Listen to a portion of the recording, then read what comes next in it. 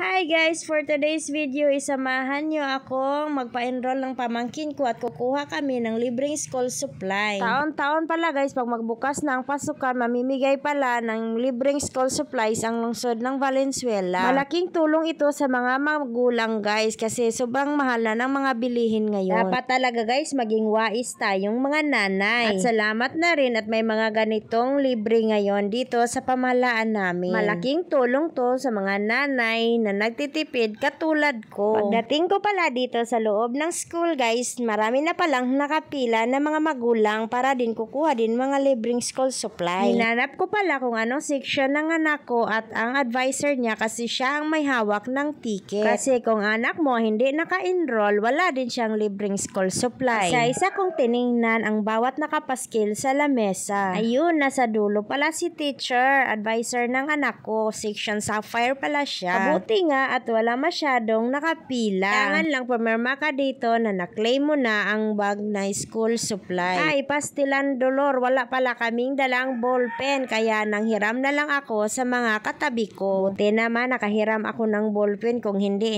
sana ako makakuha. Pagkatapos ko pumirma guys, binigay na pala ni teacher ang ticket. First time ko lang din makita si teacher na advisor ng anak ko. Nung nakuha ko na ang aking ticket, pupunta na pala ako dito para i-claim ko na ang libre nating school supply. At ayan, binigay na sa akin guys. Katapos, pumunta pala ako kay Ate Betty na hipag ko dahil nagpapa-enroll pa lang siya ng anak niya. Kasi kung hindi ma-enroll ang anak mo, hindi makakuha ng libreng school supply. Sayang din yun, diba? Abutan ko sila dito guys na nag-fill up pa ng form for enrollment. Kapasa nila ng form, pumila na rin sila para makakuha na ng ticket para maklaim na ang bag na school supply.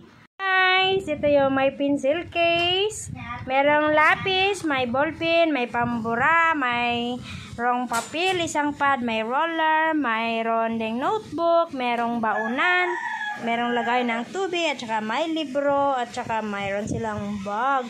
Ayan yung libreng school supplies galing sa pamahalaan ng Valenzuela.